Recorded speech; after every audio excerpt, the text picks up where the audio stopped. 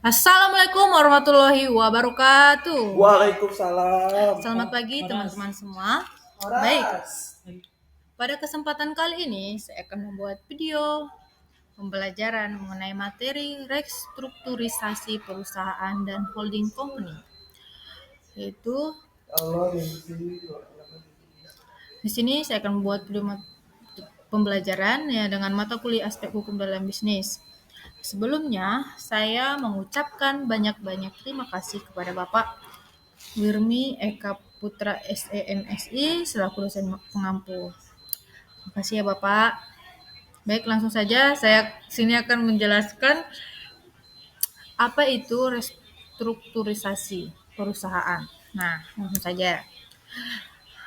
Restrukturisasi perusahaan adalah suatu proses penataan kembali struktur organisasi, keuangan, atau operasional perusahaan yang digunakan untuk meningkatkan efisiensi kinerja dan daya saing perusahaan.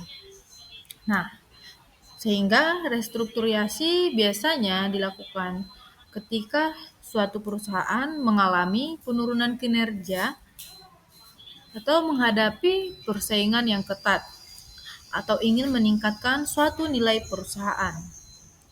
Nah, selanjutnya ada tujuan restrukturisasi perusahaan. Di sini ada beberapa tujuan restrukturisasi perusahaan, yaitu antara lain 1. Meningkatkan efisiensi dan efektivitas operasional perusahaan. 2. Mengatasi masalah keuangan atau kerugian suatu perusahaan. 3. Meningkatkan nilai perusahaan bagi pemegang saham. Yang keempat, menyesuaikan strategi perusahaan dengan perubahan lingkungan bisnis. Kelima, memperbaiki sistem manajemen dan struktur organisasi. Setelah tujuan, ada jenis-jenis restrukturisasi perusahaan. Restrukturasi perusahaan dapat dilakukan dalam beberapa bentuk, yaitu 1. Restrukturisasi organisasi. Perubahan struktur organisasi perusahaan seperti perubahan suatu manajemen, pembagian tugas, atau penggabungan divisi agar lebih efektif. Yang kedua ada restrukturisasi keuangan.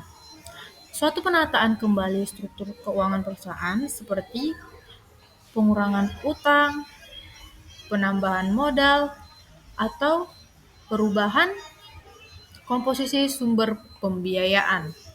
Yang ketiga ada restrukturisasi operasional. Perbaikan sistem operasional perusahaan seperti peningkatan teknologi, efisiensi, produksi, atau perubahan sistem kerja. Nah, setelah jenis-jenis restrukturisasi perusahaan ada manfaat restrukturisasi perusahaan, di mana manfaatnya ada 1. Meningkatkan produktivitas dan kinerja perusahaan. Kedua, mengurangi biaya operasional yang tidak efisien. Ketiga, meningkatkan daya saing perusahaan di pasar. Keempat, memperkuat kondisi keuangan perusahaan. Nah, setelah restrukturisasi perusahaan, kita akan pelajari apa itu holding company. Holding company adalah perusahaan induk yang memiliki dan menguasai sebagian besar saham perusahaan lain atau anak perusahaan, sehingga memiliki kemampuan untuk mengendalikan kebijakan dan kegiatan operasional perusahaan tersebut. Nah, perusahaan yang dimiliki oleh holding company disebut anak perusahaan atau subsidiary. Nah, di sini ada tujuan pembentukan holding company, di mana tujuan pembentukan holding company antara lain 1. Mengendalikan beberapa perusahaan dalam satu kelompok usaha. 2. Meningkatkan efisiensi pengelolaan perusahaan. 3. Mempermudah pengawasan dan koordinasi antar suatu perusahaan. Yang keempat, memperkuat posisi perusahaan dalam persaingan suatu bisnis. Setelah tujuan pembentukan holding company, ada karakteristik holding company, yaitu beberapa ciri utama holding company, yaitu 1. Memiliki saham mayoritas pada perusahaan lain. 2. Berfungsi sebagai pengendali atau pengatur kebijakan perusahaan anak. 3. Memiliki beberapa anak perusahaan dalam berbagai bidang usaha. Yang keempat, anak perusahaan tetap memiliki badan hukum yang terpisah. Nah, setelah karakteristik holding company, ada juga nih manfaat holding company. Nah, manfaat holding company itu ada 1. Mempermudah pengelolaan suatu kelompok usaha. 2. Mengurangi risiko bisnis karena usaha sudah tersebar di beberapa perusahaan. 3. Meningkatkan efisiensi manajemen dan pengawasan. Dan yang terakhir ada mempermudah ekspansi bisnis ke berbagai sektor. Nah, setelah penjelasan itu dapat disimpulkan.